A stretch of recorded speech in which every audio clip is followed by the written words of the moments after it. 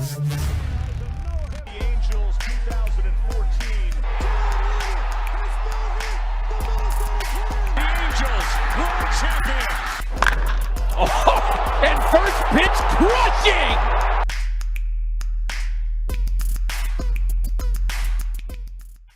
Hey, welcome into another episode of Halos in the Infield, the podcast version here with your host, Todd Fox, and the other host of the show, Fernando El Demente. Fernando's got to come with it today, dude, because before we started, he worked a long freaking day today. He's putting in the work. Where are you currently at right now, Fernando? I'm in Somerset, New Jersey. His home away from home. Yeah, unfortunately. He loves the smell of New Jersey. Yeah, I think everybody does. That's why Trout comes back here during off seasons. There you go. Oh yeah, but he's doing God's work over there. He's really putting in the hours. So he's all, you can buy a house for the price of a McDonald's Big Mac here. Yeah, is it burnt out or not burnt out? That's the only thing with those houses.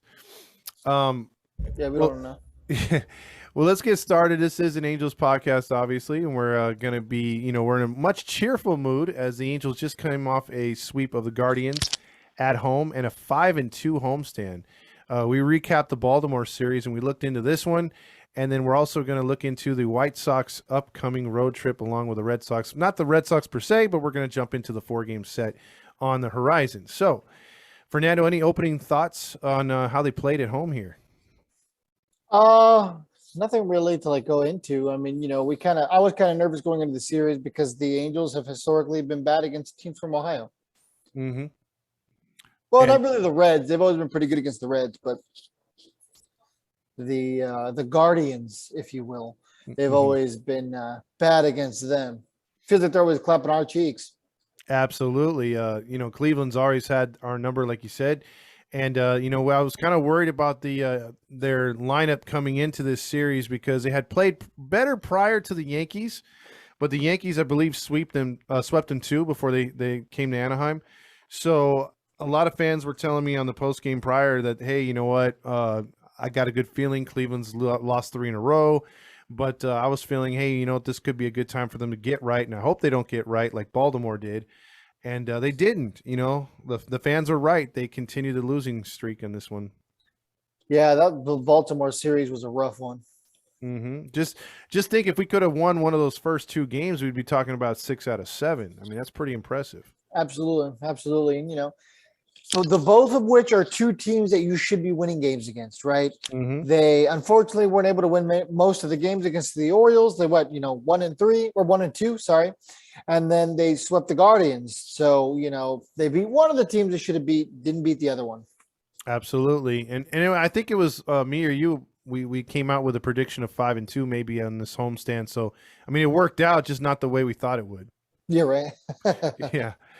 So before we get started, too, I want to touch on and get your thoughts. Obviously, with Shohei's series going through in the 4-game set with Cleveland, he had today's day game off.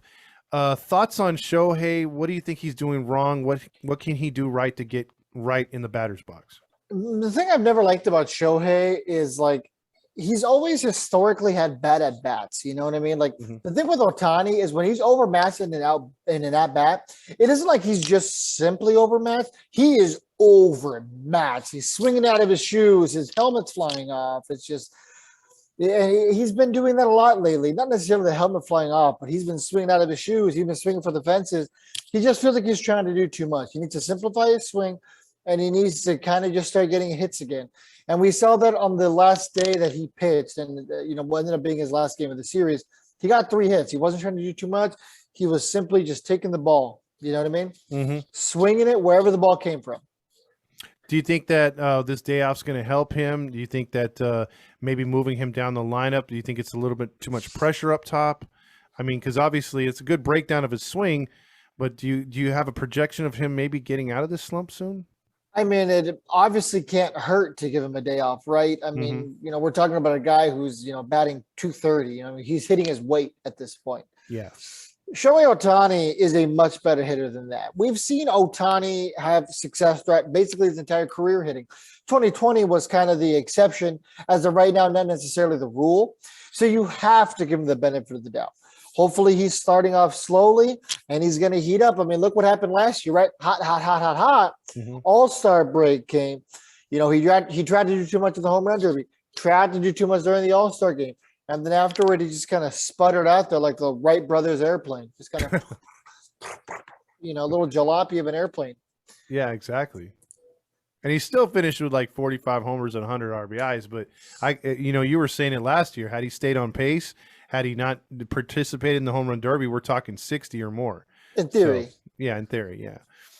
But let's get to that game one against the Guardians there in Anaheim. Who was the pitching matchup and what was the result? So we had Michael Lorenzen versus somebody named Shane Bieber. Never heard of him. I'm just kidding. Shane Bieber is obviously one of the better pitchers in Major League Baseball. But, man, Michael Lorenzen went toe-to-toe with him. And not only that, he outdueled him. Absolutely. And real quick, before you get into the stats in the game, we all know who Bieber is, but thoughts on Lorenzen and so far his first 3 starts, what has impressed you so far? All I know is right now, man, we owe no slander for Michael Lorenzen right now. I mean, the guy is pitching like a number 2 on most teams. You know what I mean? He has had a magnificent year. He's got an ERA of 2.93. He looks confident in his pitches. And the thing is, he has so many pitches. This isn't a 1 or 2 pitch kind of guy. This guy's got 5 pitches in his arsenal, let alone 5 pitches that he's capable of throwing in any count. So he looks good, man. He looks like he's not afraid to challenge guys, and I really like that. We always talk about Noah Syndergaard like being one of the first Angels to have a dog mentality. Mm-hmm. But, man, Michael Lorenzen is also a perro. He's got that dog mentality, man. He's not afraid. He will challenge you with his fastball up in the zone. He'll give you a breaking pitch in any count. So I like what I'm seeing out of him. I do too. I mean, he looks like a rotational pitcher. He did because my impersonations of him was this is like a bullpen guy trying to experiment as a starter, and he looks really legit out there. I love the emotion, so I'm with you. I've been impressed these first 3 starts of his. Yeah, I mean, who knows what it is? Maybe it's the pure adrenaline of getting to play for his hometown team. I'm not quite sure. Maybe that's a factor. Maybe it's not. Mm-hmm. But one thing's for sure, I always liked him on the Cincinnati Reds, but I am loving him as an Angel right now. There's just some guys who just fit the uniform. Mm-hmm. They fit the mentality. And, he just screams Southern California. He's a chill dude. But when it comes time to, the lights are on him, he brings that dog-like mentality, right? That's how it is here in Southern California. Most of us here are super chill, but as soon as you catch us on the wrong side of the Interstate 5 after we, the GPS told you were going to be there in an hour, all of a sudden you're an hour and 20 minutes in and you're still not close. We're all pissed off. We're all angry. You know what I mean? Mm-hmm. A demon wakes up inside of you. It's kind of like that with Lorenzen when he's on the bump. That is true. When it takes an hour and a half to go 5 miles, yes, anyone's personality can change in a heartbeat. Man, I was in New York yesterday. I don't want to hear anybody talk to me about, it takes 30 minutes to go 2 miles. What's wrong with these people? Seriously, I drive around. I'm like, what the hell is wrong with you people? Why are you guys so sick? How do you live here? Exactly. Could you imagine paying $1 million for a house that's so small that you can take a shit while flipping an egg? You know what I mean? Like your oven's right there. You're like, oh, mama, fried egg. Hey, 2 things at once, man. That's, Yeah, right. Who am I kidding? Those people don't even get fresh eggs. Not even organic either. It's sometimes ostrich. That's the bad eggs. Yeah. Green eggs and ham. And you know what? Biebs in this one, again, is a pitcher that has said openly that he would like to play with Mike Trout one day. So if Trout stays the course here, who knows? Maybe we get the Biebs here in town as well. But again, Lorenzen outdueled the Biebs. And what was the final score in that game? 3-0. Bieber, 6.1 innings pitched, 7 hits, 3 runs, all of them earned, 2 walks, 6 strikeouts, gave up 2 homers, and we'll get to that in a second. And then Michael Lorenzen's final line was 6 innings, 3 hits, no earned runs, 4 walks, and 3 strikeouts. Michael Lorenzen isn't the guy who's going to blow you away by getting 9 strikeouts. That's just not who he is. That's not who he ever will be. but he's very athletic. And the fact that he was able to give up 4 walks and found a way for it to not affect him was great, especially when he got a double play there to end his inning. Was that the 5th inning, right? Yeah, the 5th to get inning, through yeah. the 5th. Yeah, Mm-hmm. That was awesome. Yeah, he was and it was a good crowd on hand too to watch that game. So nice game, wrapping it up, getting that W against the the Indians or Guardians, whatever. So hard to say. That's why I just keep calling them Ohio. But Ohio. Yeah, Ohio. So the Angels walk away with that W, and that set up game 2 for who? Hey, don't forget the most important part. So Shohei Ohtani was taking out the leadoff spot, and he was replaced by a guy named Taylor Ward. Yes. Taylor Ward's a guy who's been around for quite a while, right? He was Billy Epler's very first draft pick in his tenure here with the Angels. And man, how many times have I said it now that if there's anybody who we need to buy Christmas presents for, it's probably Billy Epler. Billy Epler, we are finally starting to see those Billy Epler pieces come up and be effective. I said it during the offseason. Billy Epler was never the issue here in Anaheim. And now a lot of those moves that were head scratchers or a lot of those draft picks are starting to pan out. Mm-hmm. Yeah, and definitely Taylor Ward, like his swing, and I'm glad you brought that up because it was highlighted this entire series. But he's been playing good since they brought him up, and his swing is completely different from last year. Last year, he's flailing at balls that are way outside. He's getting fooled on pitches down the middle. This year, it's like, okay, I'm letting it come to me. I'm not going to fall for the stuff in the outside corner. And if I do, if it's close, I'm going to go the other way with it. He's spraying the ball all over the field, and so that's an indication that a hitter is locked in. And he's locked in. If he's not getting hits, he's getting walks. He's damn near batting 400 right now. Yeah, he's been I think like 367? 385. Right 385. Okay. Yeah, dude, he's looking real good. and he's hardly striking out. He's having very productive at-bats. He's seeing the ball well. He's having lengthy at-bats. And that's all you ever want out of a leadoff hitter. But the fact that he's still driving in runs, I mean, he was the offense that first game. Single-handedly won the game for the team. Yeah, 2 home runs. 2 home runs. He's not a defensive liability. Mm-hmm. I don't think he's going to take the world by storm. I wouldn't project any Gold Gloves, but I hope I am wrong. Mm-hmm. But somebody doesn't want to go back to Salt Lake, man. Yeah. I think he's done with Salt Lake.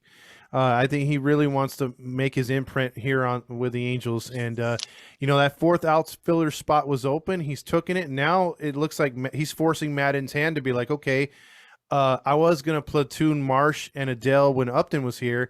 Now that they're gone, they got those spots. Now he's like, oh, well, I might have to platoon Marsh and Adele because Ward's got that spot in right. So, yeah, I mean, you'd be stupid to bench Ward right now.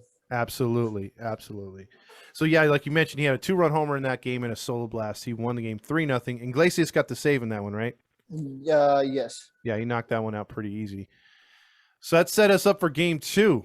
And who was the pitching matchup in that one? So we had Patrick Sandoval and then McKenzie. I forgot his first name. I think it's Tyler McKenzie. No, Tristan McKenzie. Tristan. I knew it would start with a T. Good call. Tristan's a really nice young pitcher that they got through that system as well, too. So I believe he made his debut with the COVID year, if I correct. Memory serves correctly. Yeah. Mm-hmm. And he's pitched some gems, mostly at Jacobs Field, but his road record's a little different from his home record, but he's still got great stuff. And we kind of knew going into this one that this one was going to be a good matchup, but it didn't really turn out that way. It was more one-sided, right? Yeah, right. I mean, the Angels ended up winning 4-1, so they didn't slug their way out. But McKenzie, 5.2 innings, 7 hits, 4 runs, all of them earned, 6 strikeouts, 1 home run given up. Mm-hmm. And that home run was to some guy named Michael Nelson Trout. Oh, Nelson. Oh, yeah, right. I mean, just like your boy Roger always says, oh, yeah, Michael Nelson Trout, the 3-time MVP, should be 17 or whatever the heck he says. And yeah, 2-time All-Star. I'm going to list his entire resume before I play a 30-second clip. Twice. Yeah, right. Play that clip again. Play that clip again. I don't think they heard it the first time. Let's play it again, James. Let's play it for the next 12 hours. And then I'll play it again during the pregame show. Exactly. After Kirk Gibson's homer. But that home run that home run that Trout hit though, I mean, it was a nice diving curve, and it was in his wheelhouse, dude. I mean, he golfed it out.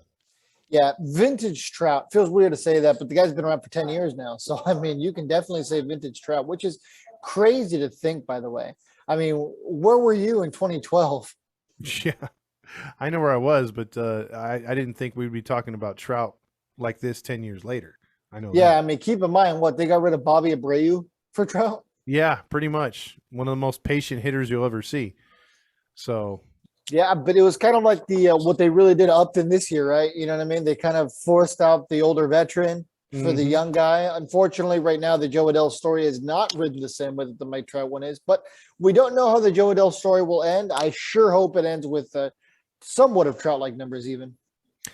yeah, I mean, he had 4 homers all of last year. He's got 3 already. So I mean, he's gonna produce a lot more. But growing pains. I keep telling my dad, 'cause my dad's like, "Boy, Adele guy, I'm not sold on him yet." I'm like, "Give him time. Give him time." Some Your guys boy are. who gave you those tickets in left field is also not an Adele fan. Yeah, he's not at all. He's not at all. He thinks it's the belt. He's like, "Oh, I got to get rid of that belt. It's too flashy."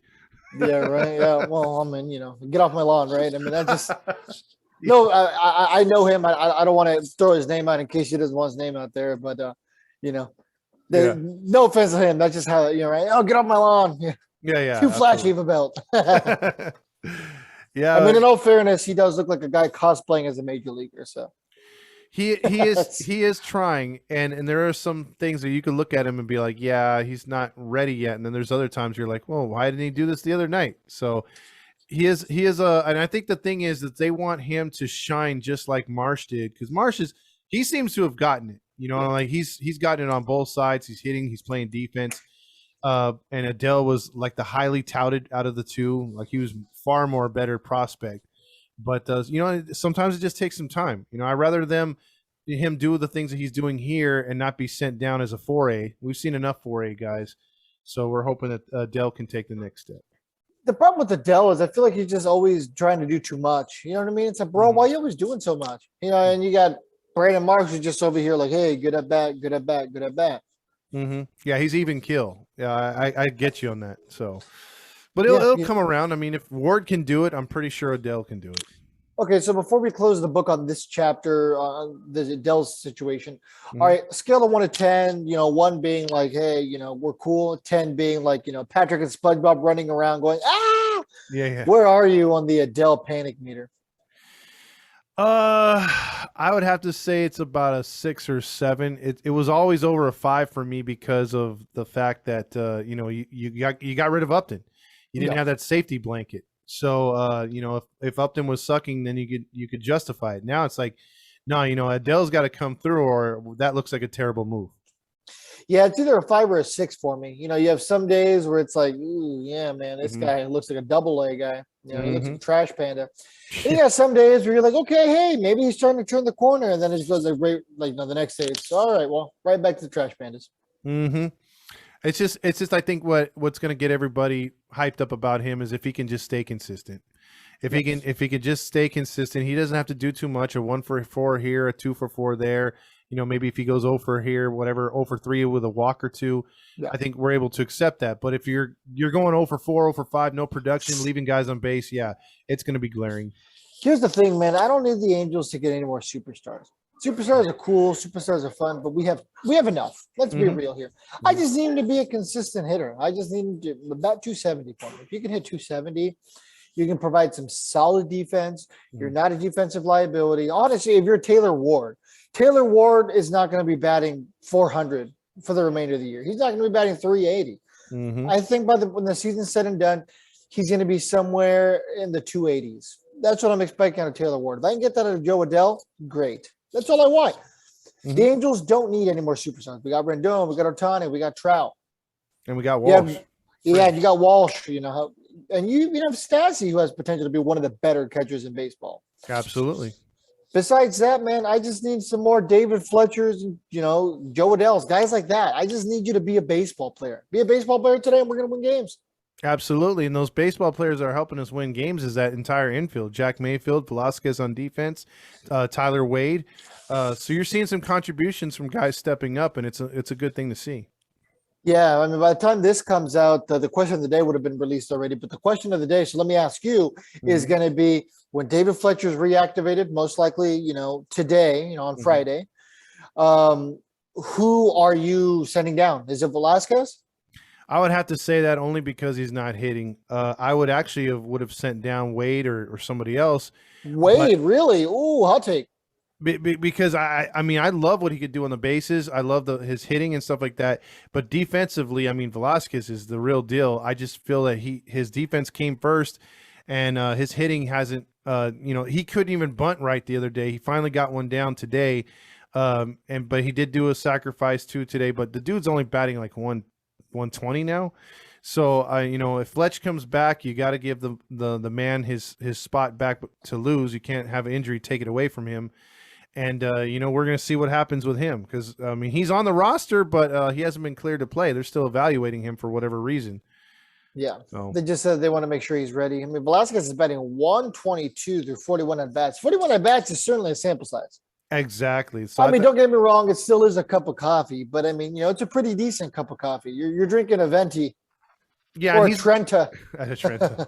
And he's been robbed a couple times. I'll give him that. Like he's hit a few into the outfield where guys have made really nice plays. So, but we're talking the difference between 180 and 122, something like that. Yeah. You know what I mean? Yeah.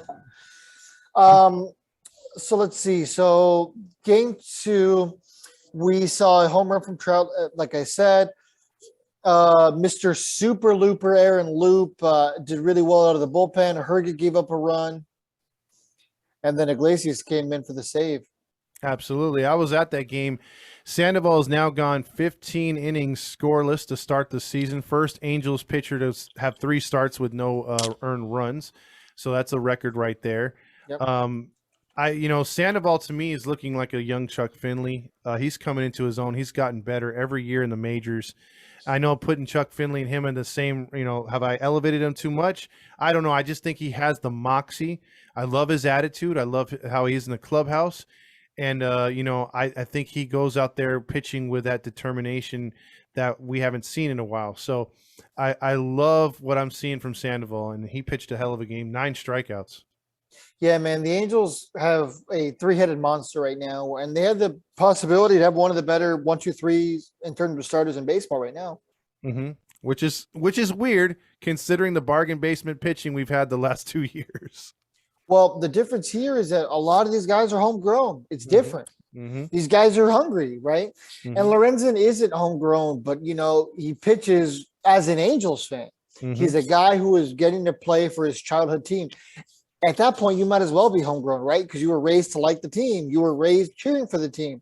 Now you're finally a member of that team. So it's got to be like your home. It's the same thing, right? Yeah, absolutely. No, because you were brought up with the system, right? You grew up driving your bike or riding your bike down Catella to go pay a quarter to sit in the 700 section in the Goodyear blimp and watch Nolan Ryan pitch.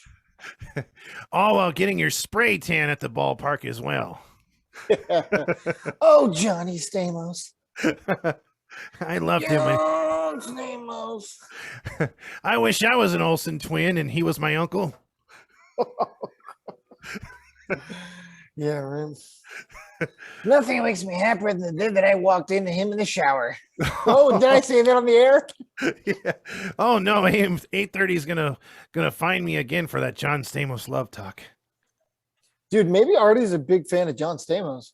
Could be. I would There's love no other answer. Yeah, I would love to have him on the show because you think that Lodge doesn't focus now. Wait till John Stamos is in studio with him. Good God. Oh, yeah, I've tuned into that episode. He'd probably just sit there like telling old stories. Exactly. So that set us up for game 3. They were trying to win the series after taking the first 2 against the Cleveland team. And the Angels set a guy named Shohei Ohtani up to the bump to face, was it Zach Plesac? Yep. Zach Plesac, second generational pitcher. Yep. So Zach Plesac, 3.2 innings, 7 hits, 7 runs, 6 of them were earned, 2 walks, 2 strikeouts, and he did give up a home run, which we will get to momentarily. And the Angels, as I said, had Ohtani come up. He only got through 5 innings pitched, but he had 88 pitches, I believe. Yep. 2 runs, both of them were earned. He gave those up very early. I was actually very worried when he gave those up. 4 strikeouts, which is extremely low for Ohtani, and he did give up the home run. Ace was talking about on our post game that because she has the tickets right behind the bullpen. The bullpen, yep. Yeah, and she was saying that his release point looked off, and she notices stuff like that. And she said that when the first 2 innings, he threw about 40 pitches. He gave up the 2 runs on the homer. He got into a jam in the second, but he pitched out of it. And she said that he changed it up back to his normal delivery in the 3rd inning, and he was able to cruise those last 3 innings. You know what? Actually, it was Matt Wise that went over to him. You can see they were in the dugout. So I'm trying to pump it back. You can see that, he was talking about his angle, and all of a sudden Ohtani changed it. Things got fixed up. I mean, Matt Wise is a good pitching coach, ? I'm on that train because, again, today with Reed Detmers and also it was another pitcher. It might have been Wantz from the other night. He was doing the same kind of motion, talking to him during the games. I mean, we don't see our hitting instructors doing that, but we see Matt Wise doing that. We see Matt Wise grabbing the pitchers either before they go out or when they come out, and he goes over everything with them. I love that hands-on approach. I don't know if you've – because correct me if I'm wrong. I've never seen Jeremy or Paul do that with the hitters. No, I think Mickey Callaway would, but he would try sending him sexy photos. He'd be like, "Oh yeah, if you see where that here's my photo. Shohei's if you look at this angle, it looks bigger." Shohei's telling the interpreter, "Hey, ask Mickey how my pitches are going," and then the interpreter's like, "He's sending dick pics again." He's talking about his bulge. Ohtani's like, "Oh, hi, okay." Yeah, he's like, "I'll just keep doing what I'm doing." No thanks. I don't know how to say no thanks in Japanese, so I'll say no gracias. There you go. Because that I know how to say. Yeah, exactly. Yeah, I wasn't very sold on Matt Wise last year, but there's certainly a difference. Maybe it's because it's his job now. Remember, last year he was replacing somebody who was supposed to be his boss, right? He was the assistant pitching coach. For whatever reason, Joe Madden saw something in Matt he liked.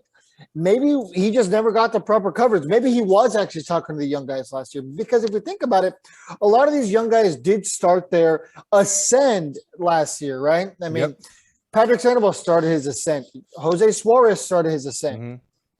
And now we're seeing it in guys like Noah Syndergaard, who's obviously an established pitcher, but coming off of Tommy John surgery, you might as well be a rookie again, right? You're having to learn how to rethrow. You have to learn how to retrust your stuff. So, and then Michael Lorenzen is his first year starting in quite a while, right? He hasn't started since 2015, so. And we're seeing a lot of progression, like you said, from these pitchers and out of the bullpen. He works with the bullpen guys as well. And one of the things that Ace brought out, and then they wound up showing it a couple of days later, was the pitching staff before a game, and while the starting pitcher's warming up, they're out there kind of like watching his delivery, giving him pointers. And I've never seen that with an Angels ball club. So whether our boy Wise instituted that, or maybe that's something Syndergaard brought over from New York, either way, it's all positive right now. Yeah, man, this team looks like a different team. They look like they want to have fun. They look like they appreciate each other's talent, and it's just different. Like, you look at the team, and they're constantly in each other's business, but in a good way. Yes, like you said, like Ohtani was pitching, you had every single pitcher on the team lined up watching him warm up. Yep. You see the high fives right before Iglesias goes in there. You know what I mean? They're like, hey, they're actually pumping each other up. And like I said, man, when yesterday during your post-game show, it's only going to get better when Ty Buttrey comes up. Dude, our boy's looking good. 96-mile-an-hour fastball. And I don't want to unveil too many of his secrets, but him and I were talking. And he was telling me that he went back to the way he used to throw one of his certain pitches throughout his entire life, that he said he changed in 2019 because the analytics told him to change it. And it didn't work out for him. And I just told him, like, hey, man, you don't need my advice. I'm not a major league pitcher, but I can tell you this much, man. Analytics can't tell you the full story.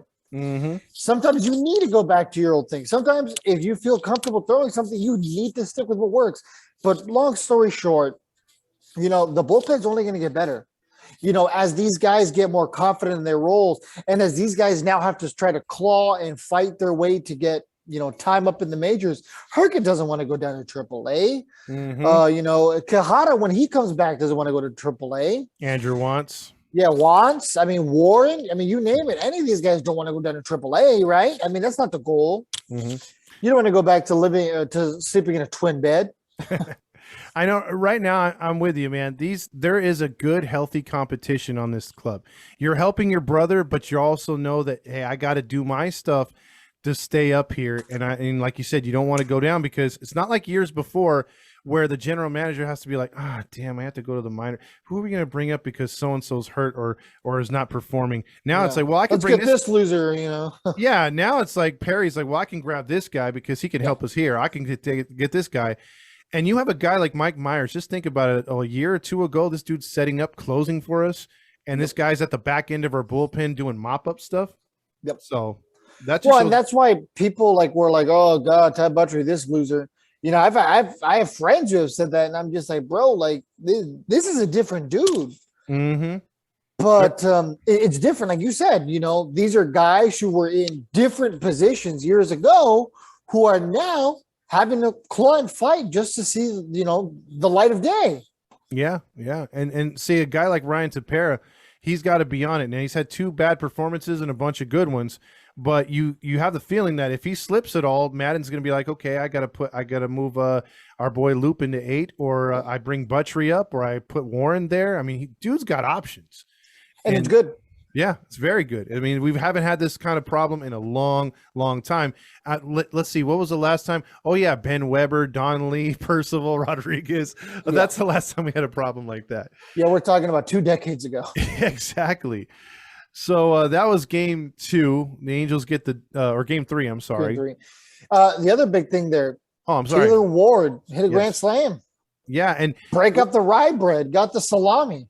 What were we talking about in Houston in the first 2 games of Baltimore? They couldn't convert with runners in scoring position. In this series, they were killing it with runners in scoring position.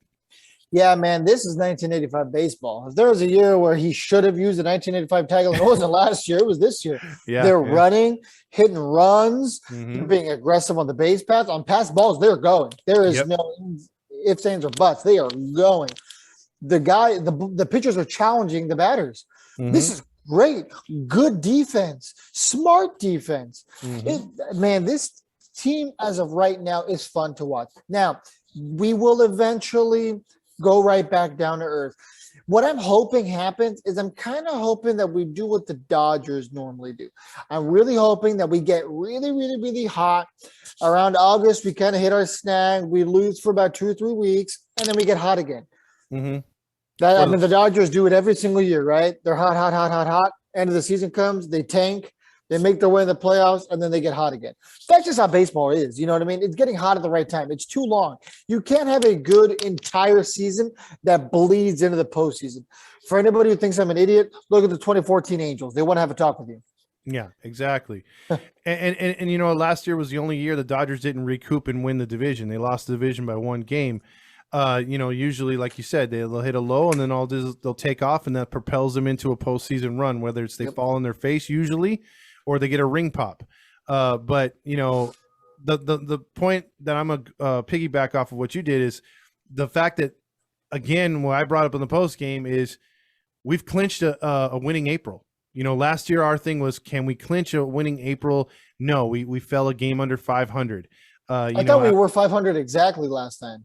No, we actually fell a game under because we couldn't even go 500, which was depressing with a 7-3 start. But we're finishing the first month, probably we're 6 games over right now. We have a chance to be 7 or 8 before it's done. So this is the test for me. We're now going into Chicago after this series and Boston, to where the weather's going to be cold. We're not going to be able to rely on the home runs. Can they stick with the same approach? Because then that'll propel us into another homestand where, again, we only play Tampa and Toronto. As of right now, the standings, we're only playing 2 teams in the month of May with winning records. Everyone else has a losing record. Yeah, it's going to be really interesting, man. I mean, it's very different. I mean, back home, it's hot right now. Outside right here, it's about 42 degrees. Yeah. You know what I mean? I understand I'm not in Boston, but I'm a couple hours away. So I can't imagine the weather's much better over there. You know, man, it's chilly out there. It's much different to play a game when you're out there sweating in Southern California because it's normal. But, you know, when all of a sudden you got to worry about your pitchers legitimately needing to stay warm, or you got to worry about actually staying warm out there on the field, it adds an entire element, right? I mean, how many cold weather quarterbacks is there? You know what I mean? I understand it's a different sport, but I mean, you know, there are some quarterbacks who notoriously cannot perform in the cold. They need to be in a domed atmosphere. They need to be in Miami or Southern California. You know what I mean? So same thing with baseball. There's just some guys who can't play in certain cities. Absolutely. So that's why we're going to see what happens. But before we get into that one, let's talk about Game 4, because Game 3 they won 9-5, right, over Cleveland. 9-5. I mean, game was pretty. You know, the game would have been even more out of touch if Wants and Mayers didn't give up 3 combined runs. Yeah, it would have been 9-2. But they didn't help themselves trying to stay on the roster, because those guys right there, they got to put in work. They got to put up zeros to keep their spots. Yeah, you know, and it makes me feel bad because I know for a fact that Myers is a hardworking guy. I mean, I have it on very, very good authority that he's one of the hardest working guys in the clubhouse. Yeah, he's there. He's one of the first ones there. He's one of the last ones to leave.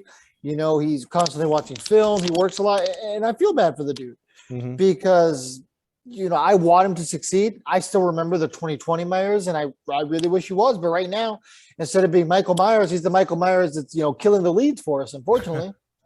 Yeah, unfortunately, he's not the same dude, but he's definitely got the stuff. So we'll move on from that one to today's day game, which was 22,000 was the announced crowd, but there had to have been only about 5,000 there. Day game, school day. You know, there's not going to be work week. Yeah, you get what you can get. Yeah, absolutely. I mean, it looked like an A's Friday night game though. So yeah, it looked like an A's. What is it? Bring your friend to the game ballpark type night, because buy 2-for-1 tickets. Yeah, 2-for-1 tickets, and that's all you can get. You go from 2,000 to 5,000 fans. Yeah, 2-for-1 beer nights. Yeah, in Oakland. But this game was under some little bit of a cloud cover, so it wasn't a total hot day today. Very mild day. The Angels pitching matchup was. So the Angels had our boy Reed Detmers, and the Cleveland Guardians sent out Cal Quantrill, who came over from the Padres.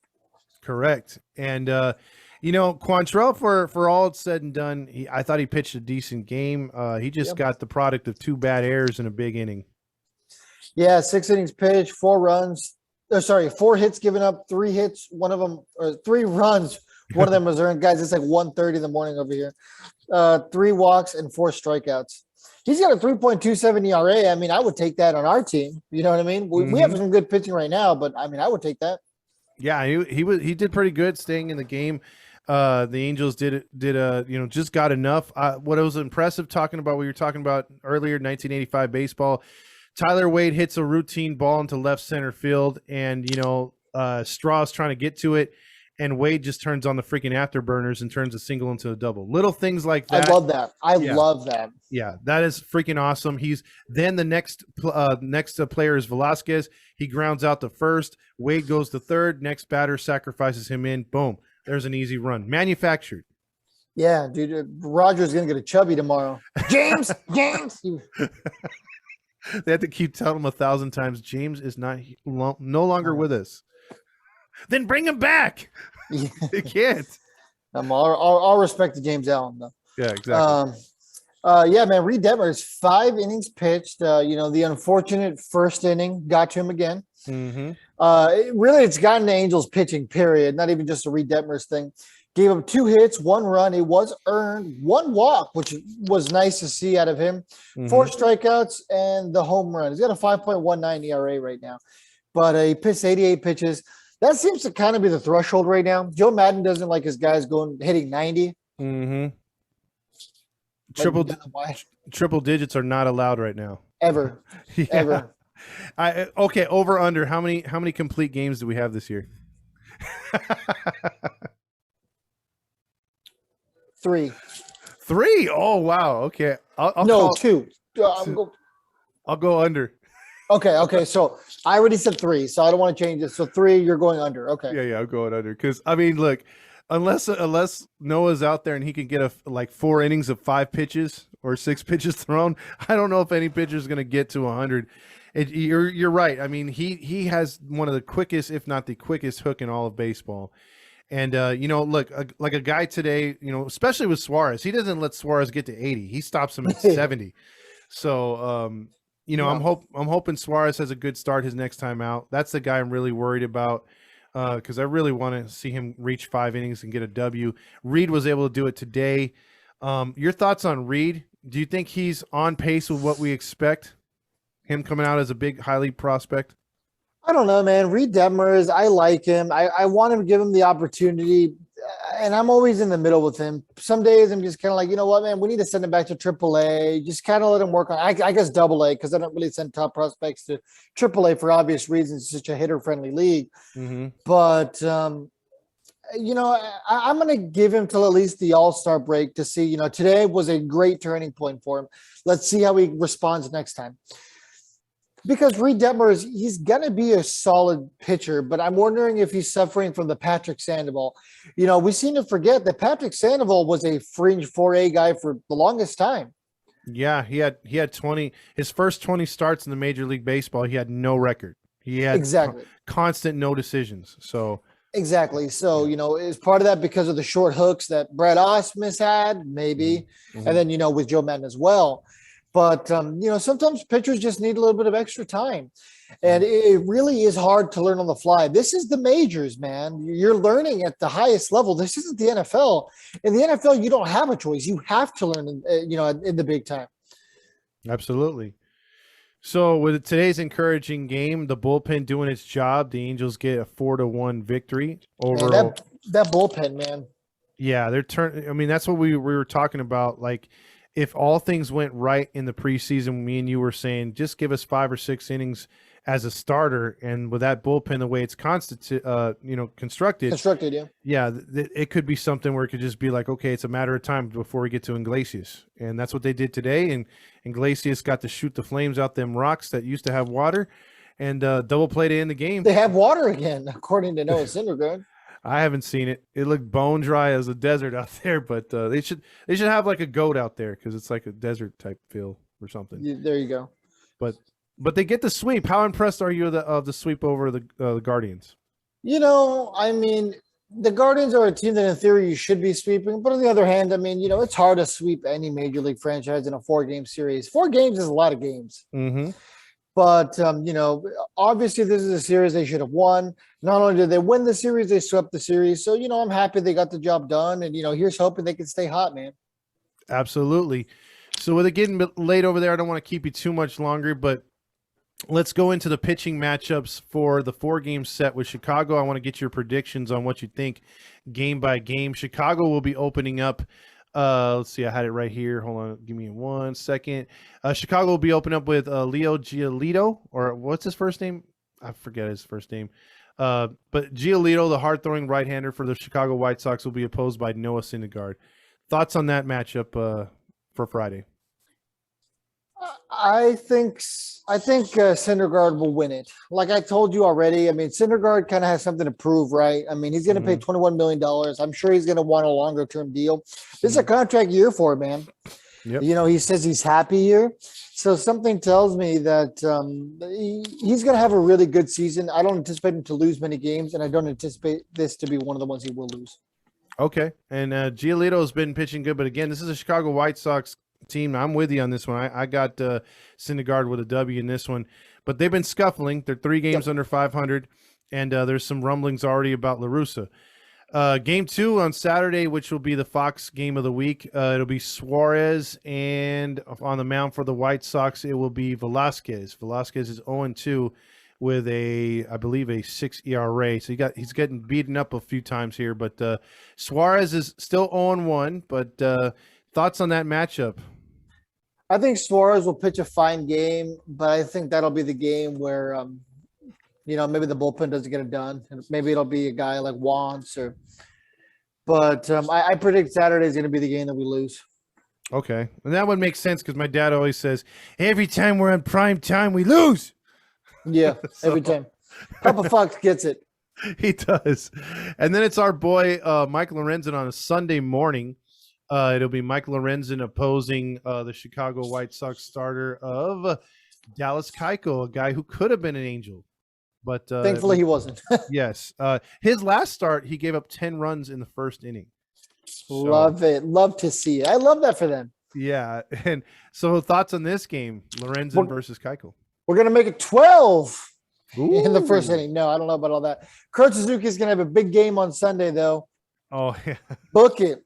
For those of you guys who use betonline.ag, book it. Kurt Suzuki, prop bet.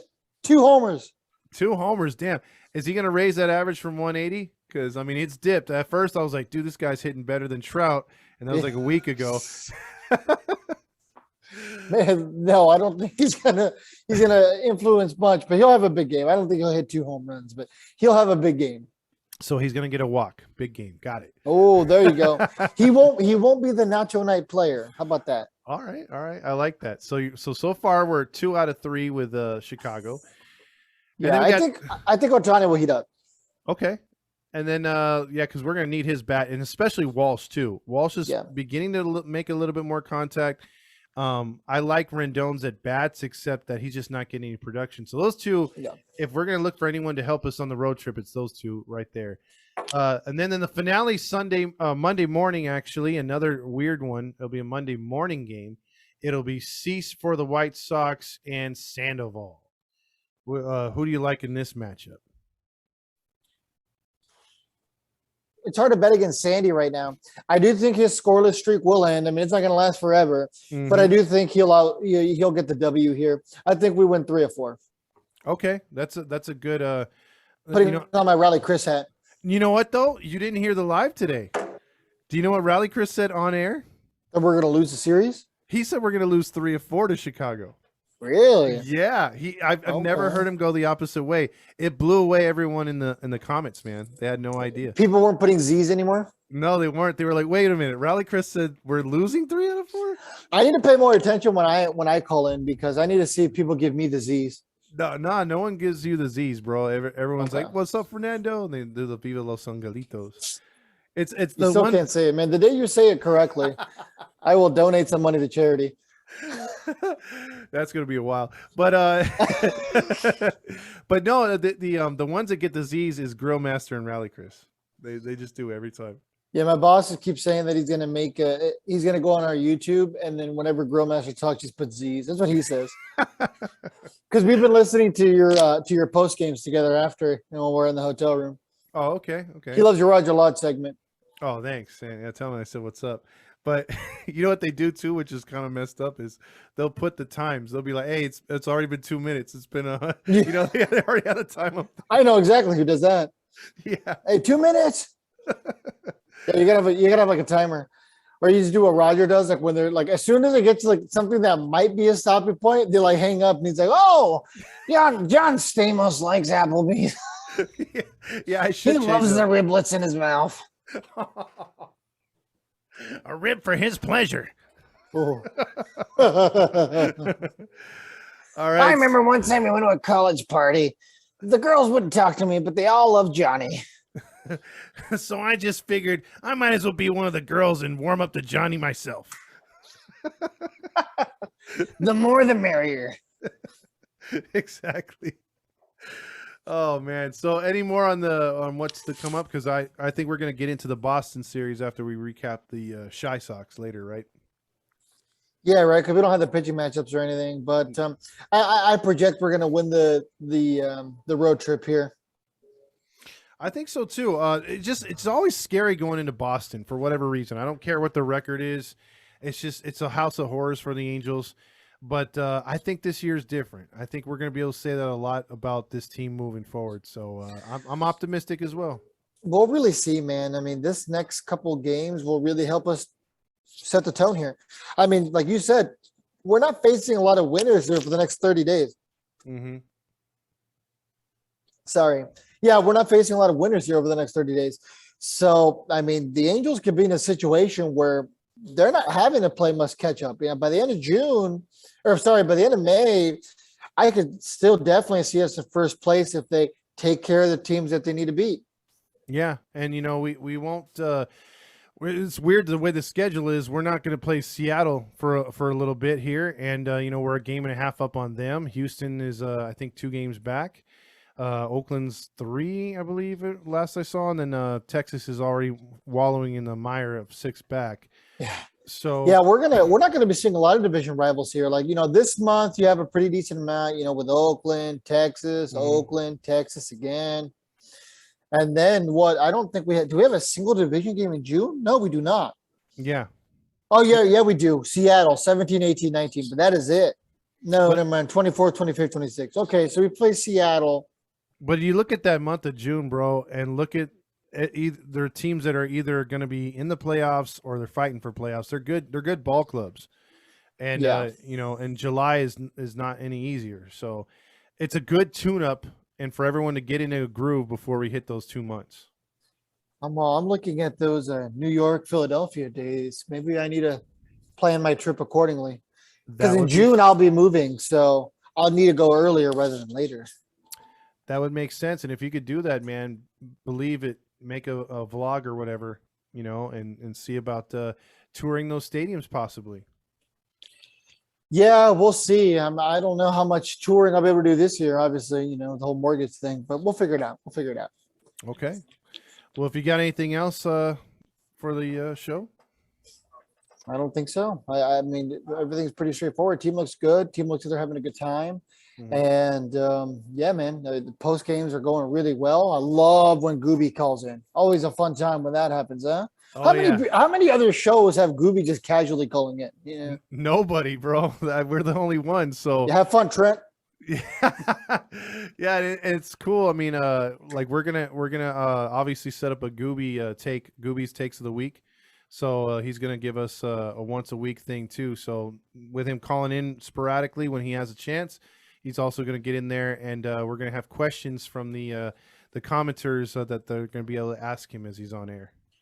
Yeah, well, we'll see what we can get pulled off here for the page. I mean, looks like we might start getting some access ourselves, if you know what I mean. There might not only be one podcast on the field from here on out. We'll see. Stay tuned. Yeah, I just want to do it one time before I move, there you go. so I can ask some actual questions. Well, yeah. Well, there you go. I mean, obviously, he's a friend of the show now, so or the podcast. So we'll do something here set up really soon, especially with Ty coming up here. We might get some more connections there too. For so. sure, when they come to Texas from here on out, after the move happens, I will make sure that the Angels are fully covered in the Lone Star State. Believe me that. There you go. All right. We're looking forward to that. I'm looking forward to probably visiting you too in September. That'd be nice. Yeah, that'll be a good time. Hopefully, Yeah. hopefully we can get some other Halo fan members out there. We can have a rowdy time in Texas. Absolutely. Get some barbecue. A rootin' tootin' time. Never say that again. Never, never again. You got it. I promise. Okay. All right. So for Todd Fox in, A very tired Fernando. have a good night, afternoon, day, whatever. Later.